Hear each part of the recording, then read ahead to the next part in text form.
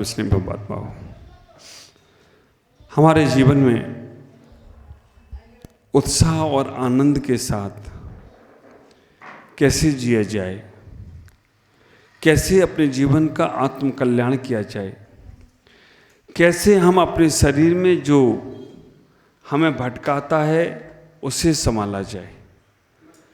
आप विचार करके रखना, हमारे जीवन में कैसे उन ऊंचाइयों को हमें पाने का प्रयास करना है जो ऊंचाइयां हमारी ही हैं लेकिन हम उनसे अछूते हैं। तो आचार्य ने कहा है, पूरे शरीर को ना संभाल पाओ तो कोई बात नहीं, कम से कम तुम अपने मन को संभाल लो तो तुम्हारा जीवन संभल जाएगा। अक्सर हम कहा करते हैं कि मन चंगा तो कठौती में गंगा। अगर तुम्हारा मन चंगा है तो कठौती में गंगा है, और मन अगर भिखमंगा है तो फिर कहीं भी गंगा में स्नान कर लो, पवित्र होने वाले नहीं हो। मन को अच्छे से कैसे मनाया जाए, ऐसा महाभारत में एक प्रसंग आया है। जब धर्मराज युधिष्ठिर आदि पांचों पांडव वन वन भ्रमण कर रहे हैं और भ्रमण करते हुए एक बार सरोवर के किनारे पहुँचे। वहाँ जाकर पानी लेने के लिए सभी लोग पहुँचते हैं। पांचों पांडवों में एक एक करके वहाँ पांचों पांडव पहुँचते हैं। भीम जाते हैं, नकुल जाते हैं, सहदेव जाते हैं, अर्जुन जाते हैं, और वो प्रश्न यक्ष के प्रश्नों का जवाब नहीं दे पाते। धर्मराज युधिष्ठिर सबसे आखिरी में पहुँचते हैं कि मेरे भाई अभी तक पानी लेकर नहीं आ पाए। जब धर्मराज युधिष्ठिर वहाँ जाकर देखते हैं कि चारों भाई मूर्छित पड़े हुए हैं, उन्होंने वहाँ पर आवाज़ की कि किसने मेरे भाइयों को मूर्छित किया। तब वहाँ का जो यक्ष था उसने कहा, इन्होंने मेरे प्रश्न का उत्तर नहीं दिया इसलिए मैंने इनको मूर्छित कर दिया है। अगर तुम भी मेरे प्रश्न का उत्तर नहीं दोगे तो मैं तुमको भी मूर्छित कर दूंगा। जब पूछा कि प्रश्न क्या है तो उस यक्ष ने पूछा, यक्ष का प्रश्न था, समाधान धर्मराज युधिष्ठिर का था। इसने पूछा कि युधिष्ठिर तुम ये बताने का प्रयास करो, संसार में सबसे ज्यादा चंचल क्या है। आप विचार करके रखना, वायु से भी ज्यादा चंचल क्या है, वायु से भी ज्यादा तीव्र गति किसी की है क्या। हवा की तीव्र गति बहुत तीव्र गति है, वायु से भी ज्यादा चंचल क्या है, आप विचार करना। जब उन्होंने पूछा कि अब वायु से भी ज्यादा चंचल क्या है, धर्मराज युधिष्ठिर ने सहजता से उत्तर दे दिया, वायु से भी ज़्यादा चंचल अगर कुछ हो सकता है तो उसका नाम है मन। जो वायु से भी ज़्यादा चंचल हो तो कोई आश्चर्य की बात नहीं है। हवा इतनी तीव्र नहीं चल सकती जितना तीव्र तुम्हारा मन चलता है। आप ख्याल करो ये तुम्हारा मन कितना तीव्र चलता है। यहाँ बैठे बैठे तुम्हारा मन एक मिनट में अमेरिका अगर गए हो तो अमेरिका चला जाता है। ये तुम्हारा मन यहाँ बैठे बैठे आप ख्याल करके रखो। मन मंदिर में हम जाते हैं, तन तो मंदिर में रहता है लेकिन मन मार्केट में चला जाता है। गुवाहाटी से सब लोग यहाँ चल कर आए हो, अगर थोड़ा सा समय ज़्यादा हो गया तो मन गुवाहाटी पहुंच जाएगा। तुम्हारा शरीर तो यहीं रहेगा लेकिन मन गुवाहाटी में पहुंच जाएगा कि भाई वहाँ पर हमें किसी क्रिया में जाना है या कहीं और जाना है। इतनी तीव्र गति है। हवा भी इतनी जल्दी नहीं पहुंच सकती। ख्याल करके रखो, हवा भी चलेगी तो उसे भी पहुंचने में कितना तीव्र तूफान आता है जो तुम्हारी बड़ी बड़ी बिल्डिंगों को तहस नहस कर देता है। बड़े बड़े भूकंपों के माध्यम से पता नहीं क्या क्या टावर से गिर जाते हैं, वृक्ष गिर जाते हैं। उससे भी ज़्यादा गति अगर किसी की भी है तो वो गति है मन की। विचार करना, ये मन की गति के लिए हमारे आचार्य ने कह दिया यहाँ तक कि शुद्ध पुद्गल परमाणु एक समय में 14 राजु गमन करता है। शुद्ध पुद्गल परमाणु एक समय में निगोद में हो परमाणु वो निर्वाण तक की यात्रा कर लेता है। 14 राजु गमन करता है एक पुद्गल परमाणु। अब ख्याल करना, जीव भी एक समय में 14 राजू गमन कर सकता है, लेकिन जीव शुद्ध होता है 7 राजू आने के बाद। निगोद का जीव निर्वाण जा सकता है, लेकिन वो अशुद्ध अवस्था में है। शुद्ध अवस्था प्राप्त केवल और केवल मनुष्य पर्याय से ही होती है। तो 7 राजू से ऊपर आकर हम भी जब यहाँ से मोक्ष जो भी जीव जाते हैं, वो एक समय में 7 राजू की यात्रा कर लेते हैं। 7 राजू की यात्रा को तय करके वो निर्वाण की यात्रा, निर्वाण तक पहुंच जाते हैं। आचार्य कहते हैं इससे भी ज़्यादा गति तीव्र अगर किसी की है तो मन की है। ये मन एक क्षण में 343 घनराजू का पूरा ब्रह्मांड, 343 घनराजू का पूरा 3 लोक एक समय में पूरा 343 घनराजू घूम लेता है। ये मन की गति इतनी तीव्र बता दी। आप विचार करना, अपने जीवन को समझने का प्रयास करना, ये मन तुम्हारा जो है कैसे इसे संभाला जाए। अक्सर कहा करता हूँ, भोजन अच्छा हो लेकिन भोजन में नमक ना हो तो भोजन किसी काम का नहीं है, भोजन में स्वाद नहीं आता है। भोजन बहुत सुंदर है लेकिन भोजन में नमक नहीं है। मकान बहुत सुंदर है लेकिन मकान में नींव नहीं है। गाड़ी बहुत सुंदर है लेकिन गाड़ी में ब्रेक नहीं है। उसी प्रकार से शरीर तो बहुत सुंदर है लेकिन शरीर में मन पे कंट्रोल नहीं है, तो इस शरीर भी दुख में कारण बन जाए तो कोई आश्चर्य की बात नहीं है। विचार करो, इतना ही सोचने का प्रयास करना है। साधना और साधना केवल मन को कंट्रोल करने की करना है।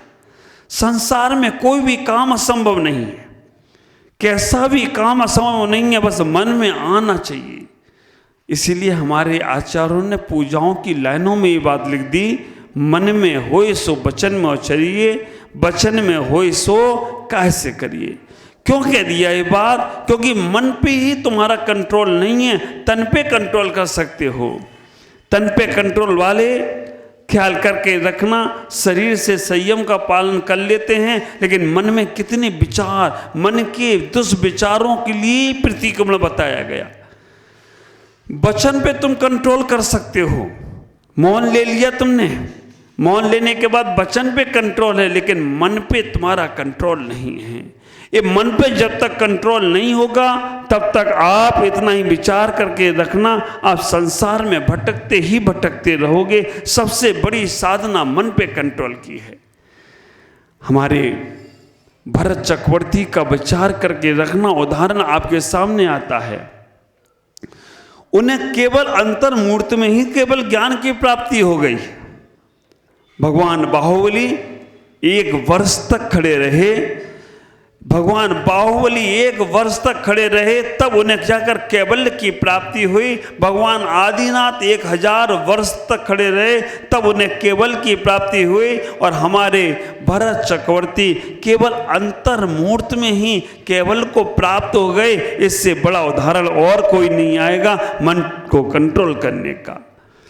मन को जैसे ही उन्होंने अपने आप में रोका, अंतर्मूर्ति ही पर्याप्त है तुम्हारे कल्याण के लिए। अगर एक क्षण के लिए भी तुमने मन को अंतर्मुखी कर लिया, एक क्षण के लिए भी अगर तुमने मन को साध लिया, तो मैं कहूँगा आप इस सृष्टि के सबसे बड़े राजा हो गए हो, इस सृष्टि के सबसे शांत पुरुष हो गए हो, इस सृष्टि के सबसे महान पुरुष हो गए हो। तो कोई आश्चर्य की बात नहीं होगी। एक क्षण के लिए अगर तुमने मन को जीत लिया, मन के जीते जीत है और मन के हारे हार।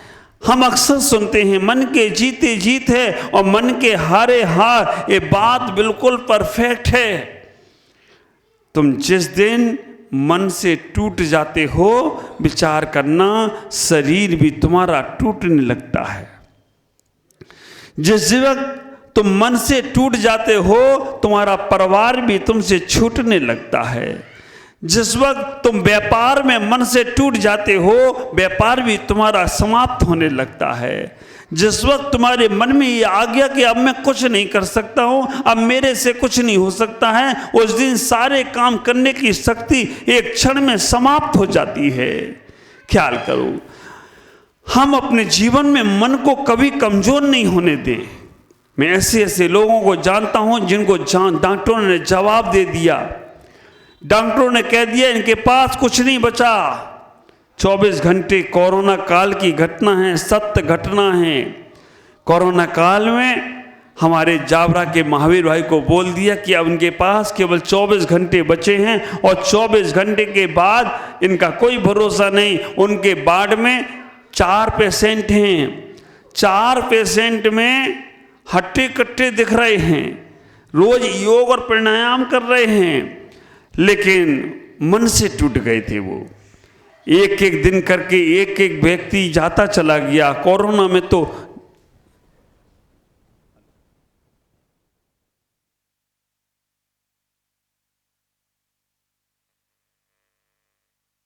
कोरोना में एक एक करके उनके वार्ड में जितने लोग थे वो सब चले गए, अकेले वो रह गए।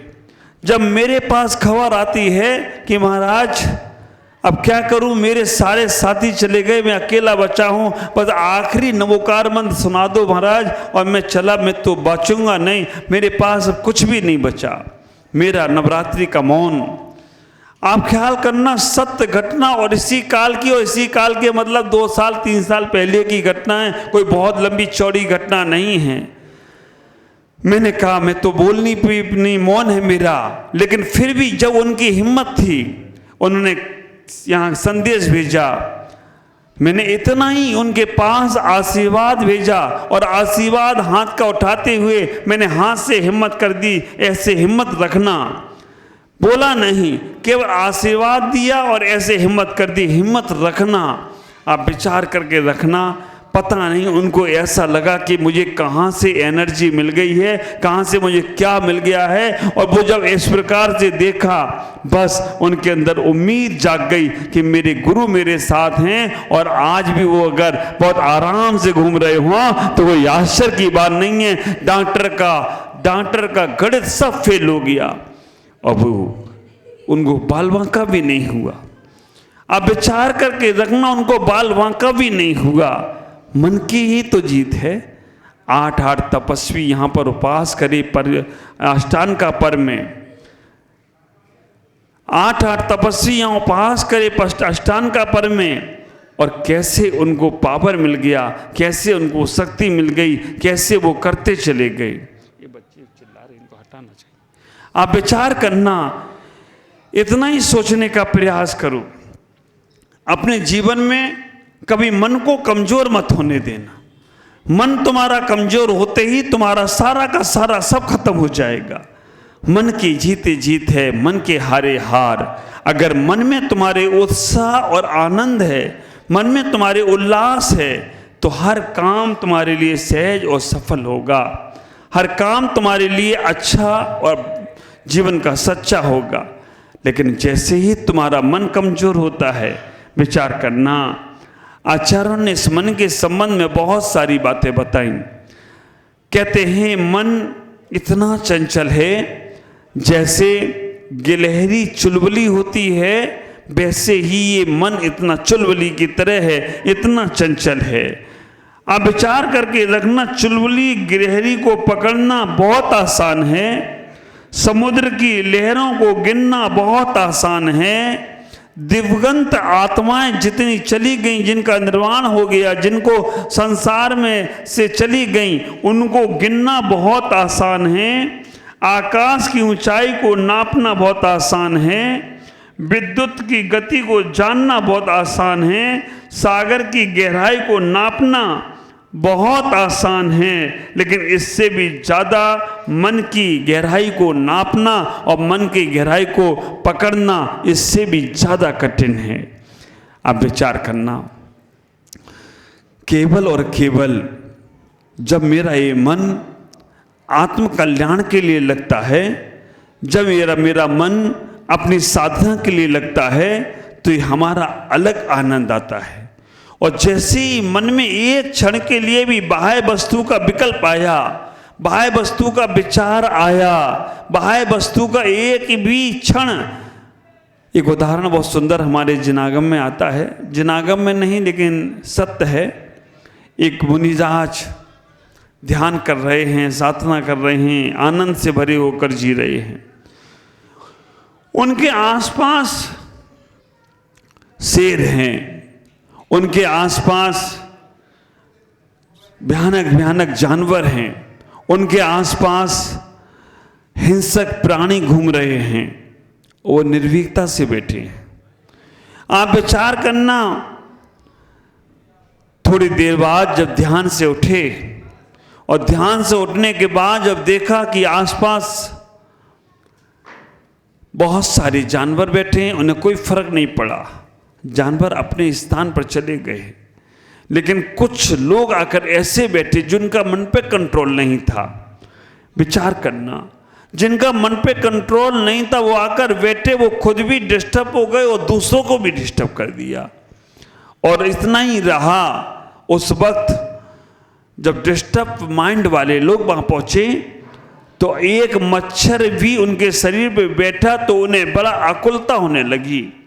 ख्याल करो, बस तब इतना ही कहा गया कि जब मन शांत था, परमात्मा के पास बैठे थे, तब हमें कोई विकल्प नहीं था। लेकिन जैसे ही मन खराब करने वाले, डिस्टर्ब करने वाले लोग थे तो मन परमात्मा से हट गया। विचार करना, हमें अपने जीवन में उस साधना को साधना है, हमें अपने जीवन में उस साधना को प्राप्त करना है जिससे हमारा ये जीवन बहुत बहुत आनंदित हो सके। मैं आपसे कहना चाहता हूँ, इस मन को नापने के लिए आचार्य ने कहा है, अगर मन को तुम्हें नापना है तो इतना ही विचार करके रखना, इस मन को अपने जीवन में थोड़ा थोड़ा टारगेट देने का प्रयास करो। मन असीम की बारे में सोचता है, मन बहुत इच्छाएं रखता है, मन आवश्यकताओं में नहीं आविष्कार में जीता है। तन आवश्यकता में जीता है और मन आविष्कार में जीता है। जो लोग आवश्यकार में जीते हैं वो कभी भी पूर्ण तृप्त नहीं हो सकते, और जो आवश्यकताओं में जीते हैं वो लोग एक दिन जरूर तृप्त हो सकते हैं। आप ख्याल करके रखो, ये मन की दशा तो ऐसी दशा है जिसको जो दिख जाता है वो उसको पाने की चाह करने लगता है।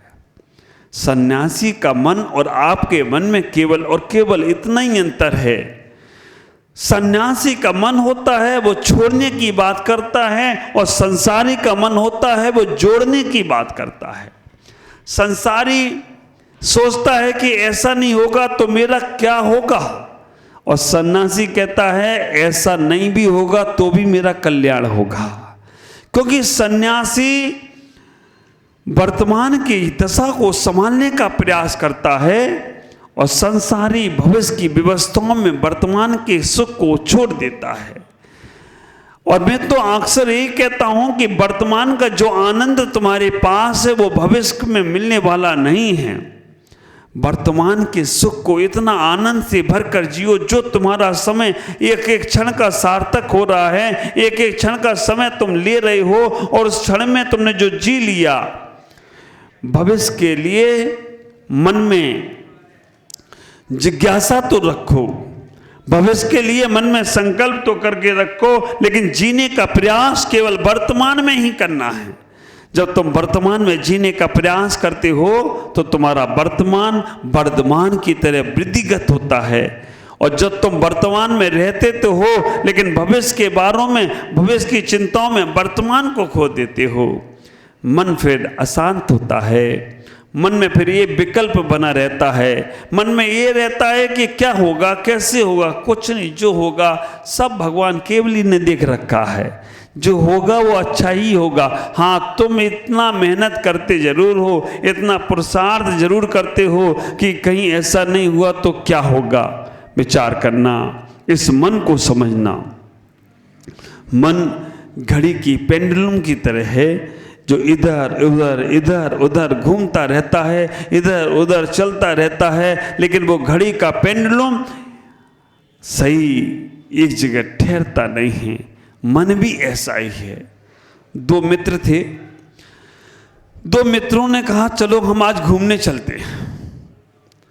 एक मित्र ने कहा एक कथानक शायद पहले कभी सुना होगा किसी और रूप में, आज किसी और रूप में सुन रहे हो।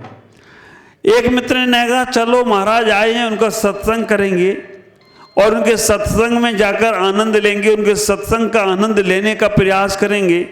तो एक मित्र सत्संग की ओर चला गया, दूसरे ने कहा यार सत्संग में वही सब पुरानी बातें रहती हैं, एक ही बातें दोहराई जाते हैं, ये सब महाराजों के पास क्या है, वही सब बातें हैं, एक बात दोहराई जाते हो, इसलिए हम सत्संग नहीं, आज तो हम पिक्चर देखने चलेंगे, बड़ा अच्छी पिक्चर लगी हुई है।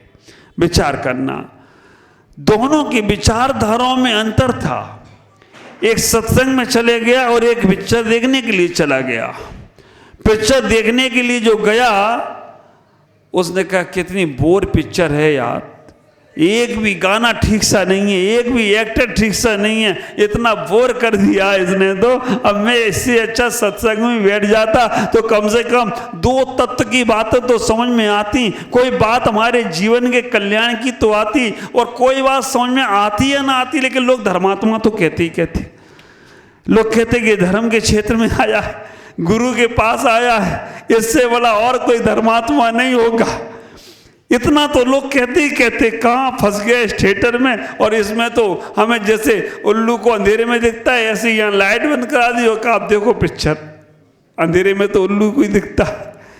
बड़ा पिक्चर को दोष दे रहा था, बड़ी गालियां दे रहा था, और सत्संग की चर्चा मन में चल रही थी। विचार करना, सत्संग की विचार भावनाएं, धाराएं उसके मन में चल रही थी कि हम चले जाते तो आज संतों का समागम मिल जाता। ये होली का हुदलंग चल रहा है चारों तरफ, पता नहीं कहाँ कहाँ कैसे कैसे लाल पीले काले मुंह वाले दिख रहे हैं। और मुझे तो अभी बताया महाराज, आसाम में एक दिन तो खिलती है गुलाल की और दूसरे दिन होली खिलती है कीचड़ की। हाँ, मैंने कल परसों बताया था ना, रासिक होली, तामसिक होली, सात्विक होली।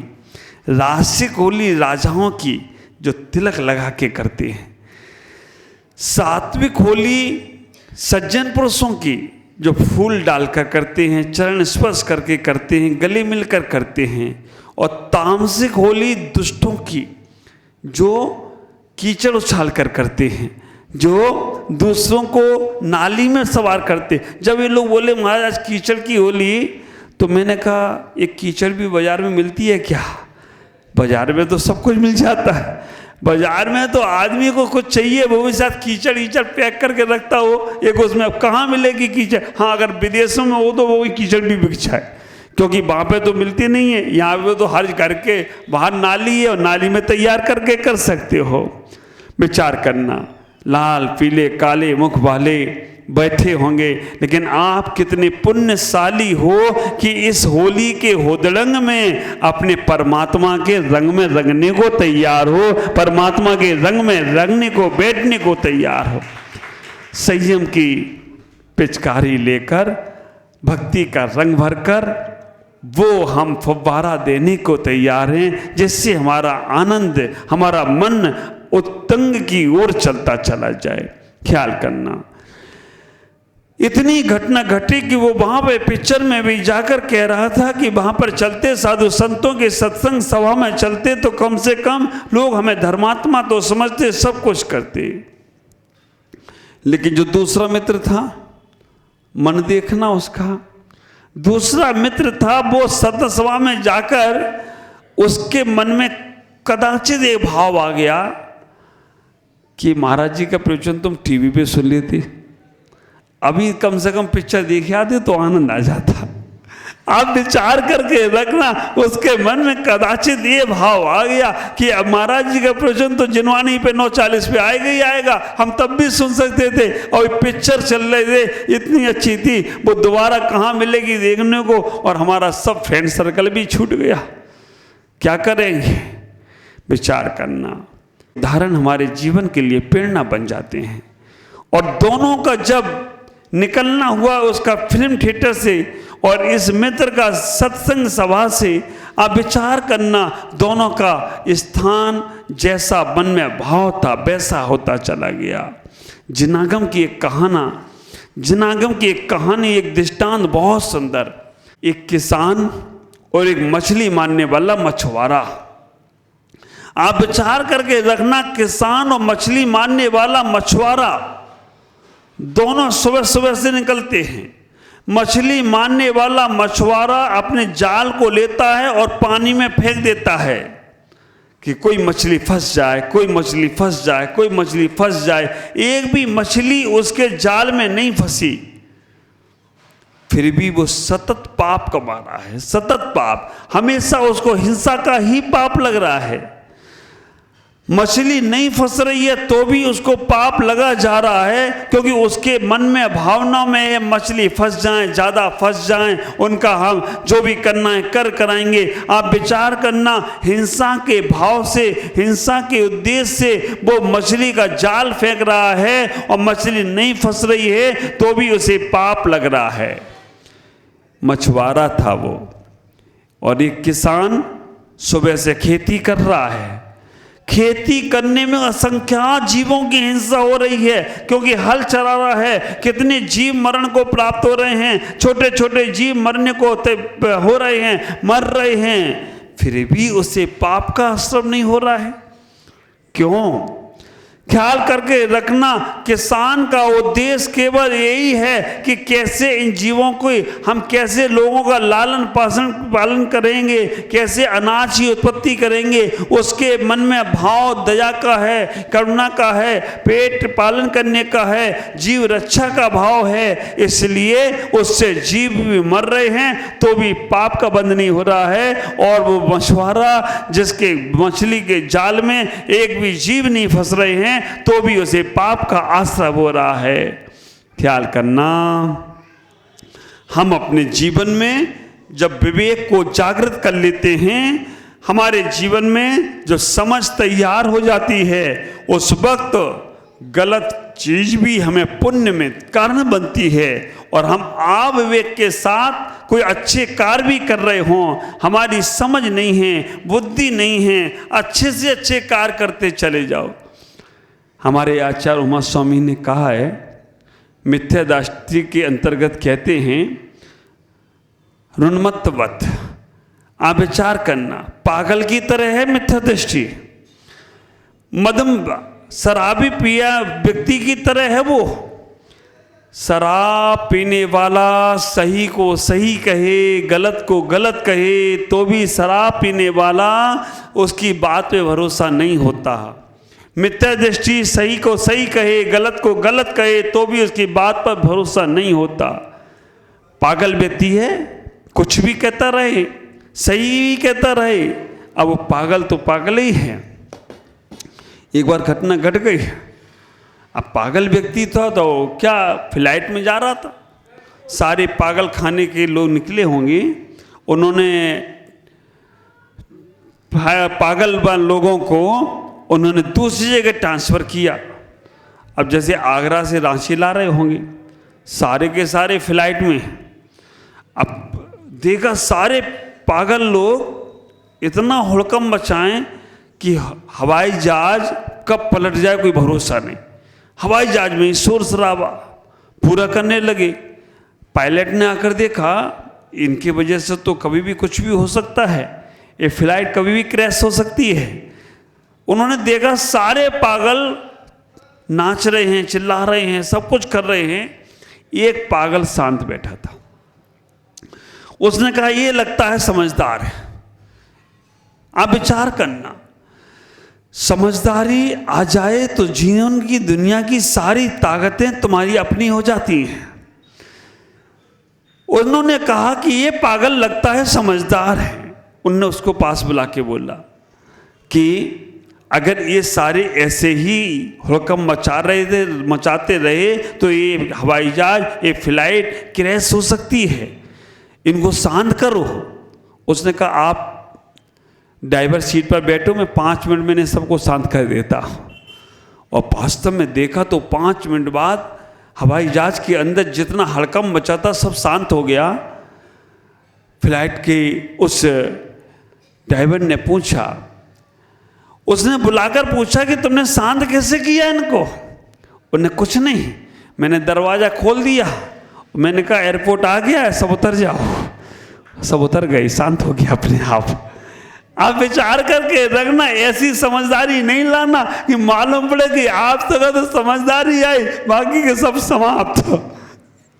उसने खोल दिया दरवाजा, आ गया, एयरपोर्ट आ गया है, उतर जाइएगा सब, वो सब उतर गए।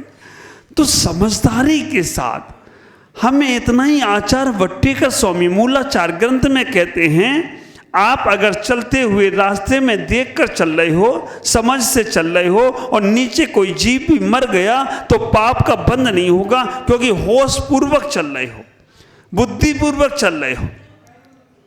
आप लोगों के पास गाड़ी के लाइसेंस हैं, ख्याल करना, जब बड़ी लोडिंग गाड़ी का लाइसेंस किसी ड्राइवर को दिया जाता है, उससे प्रश्न पूछा जाता है, तुम एक सकरे से पुल पर जा रहे हो, छोटा सा पुल है, तुम वहां से जा रहे हो, तुम्हारा ट्रक में, तुम्हारे बस में 50 सवारियां हैं और सामने से एक मोटरसाइकिल वाला तेज रफ्तार से आ रहा है, आप विचार करना क्या करोगे।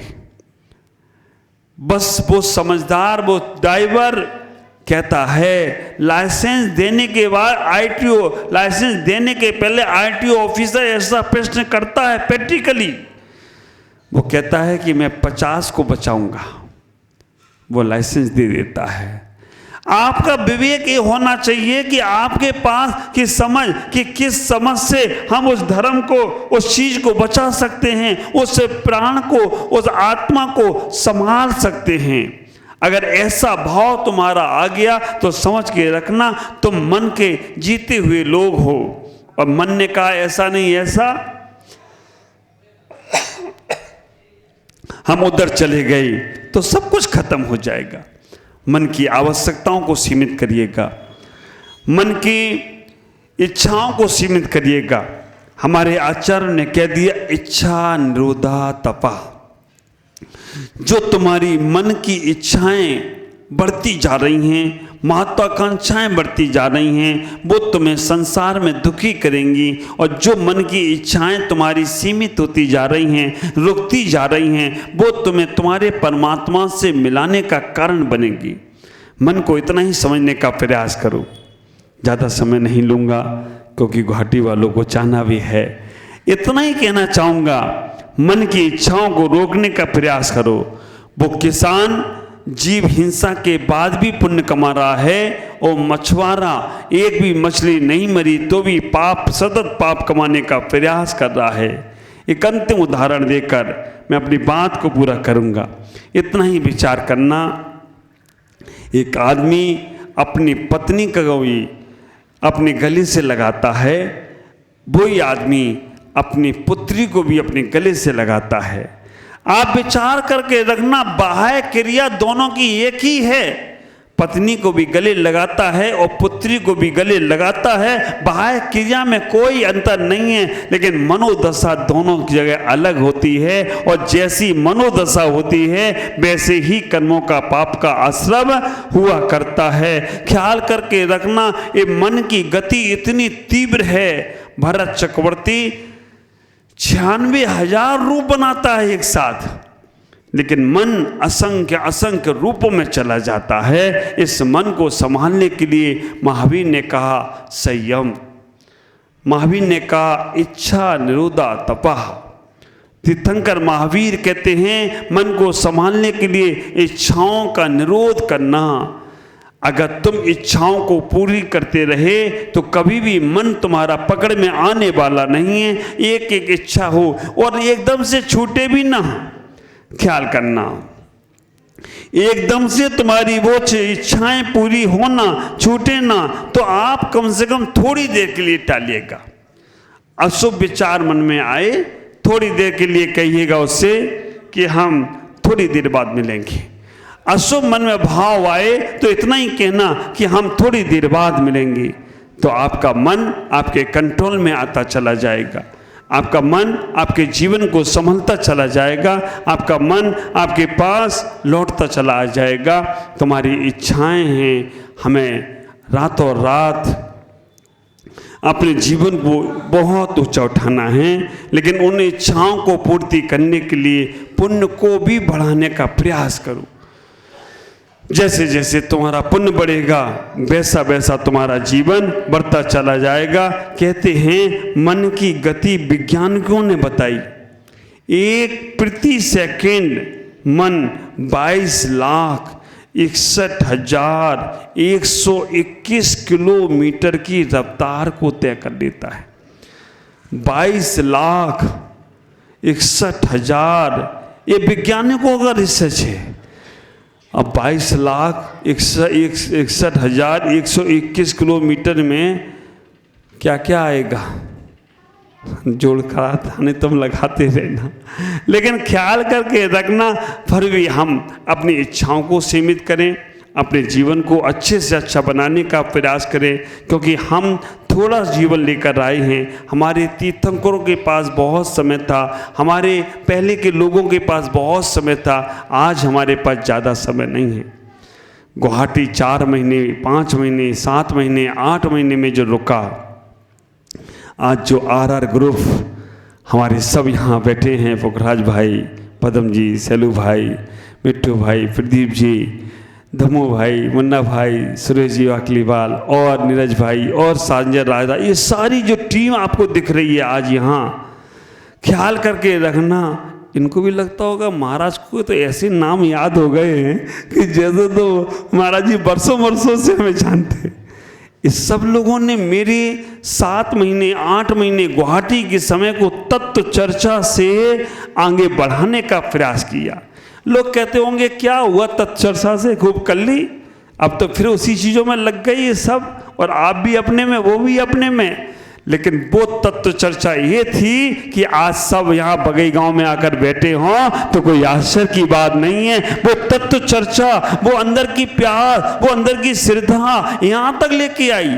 और जिनको लगता था कि टाइम पास है तो चर्चा कुछ आना जाना है नहीं है, टाइम पास में लगे रहो। वरना भाई आप विचार करके रखना कि वो उसी में लगे हैं, उसी उधेड़बुन में लगे हैं, और पता नहीं कहाँ कहाँ की कैसी कैसी बातों में लग जाते हैं। मुझे तो कई बार ये आश्चर्य लगता है कि अच्छी बातों को कैसे करें। हमारे गुवाहाटी से मंजू बहन यहाँ पे आई हैं, विकास जी, विनय जी का पूरा परिवार, विनीत, मिसाल, ये चारों भाई हमें यहीं मिले पहली बार देखने को। बॉम्बे तो केवल विनीत की मम्मी ही हमें मालूम थी। उपवास करे तो आज उनका पूरा परिवार यहाँ पर आकर बैठ गया। ख्याल करके रखो कहाँ कहाँ से, और ये बगई गांव का इतिहास स्वर्ण अक्षरों में लिखा जाने वाला होगा, क्योंकि पंच कल्याणक जिनने नहीं देखा होगा, अभी का जो माहौल था वो पंच कल्याणक जैसा ही था। जहाँ जहाँ यहाँ की वीडियो क्लिपिंग गई, सब यही कहने लगे कि ये क्या हो रहा है बगई गांव में, इतना ही धूम मची है। आप विचार करना, मैं तो इतना ही कहता हूँ कि जहाँ संत पहुँच जाते हैं वहाँ सब सोना सोना हो जाता है, और जहाँ से संत निकल जाते हैं वहाँ सब सूना सूना हो जाता है। तो आज बगई गांव में सोना सोना है। संत जहाँ पहुँचते हैं वहाँ हर दिन त्योहार होता है, और संत जब निकल जाते हैं तो वहाँ उजाड़ हो जाता है। उजाड़ नहीं करना है, त्योहार करना है। अशोक जी आ गए हैं बरपेटा से, ख्याल करके रखना, ये भागे जयपुर से कि महाराज कहीं निकल ना जाए, इसलिए इन्होंने कहा कि तैयारी करो, हमें लेके आना है महाराज को। ख्याल करें, जहाँ का पुण्य होगा वहाँ प्यार होगा। आज इतना ही कहकर अपनी वाणी को विराम देता हूँ। इतना ही आपसे कहूँगा कि आप अपने जीवन के उस मन की व्यवस्थाओं को समझें। मन तुम्हारा बहुत अच्छा है, मन कभी खराब नहीं बोलता है। मेरे कहने से एक बार तुम्हें कभी मन में गलत काम करने का विचार आए तो उस मन से पूछना, ये तुम दिल से कर रहे हो या ऊपरी से कर रहे हो। मन कहेगा मैं दिल से नहीं, बाहर के दिखावे के कारण तुमसे कह रहा हूँ कि ऐसा काम करो। लेकिन मन इतना ही कहेगा, नहीं करोगे तो मैं तुम्हारे साथ हमेशा रहूँगा और तुम्हें अच्छी जगह ले जाऊँगा। और मन कहेगा अगर तुमने मेरी ये बात, गलत विचार तुमने मान लिया तो बस जितनी देर तक तुम्हें अच्छा लगेगा तभी तक रहूँगा, उसके बाद फिर मैं अपना काम करने चला जाऊँगा।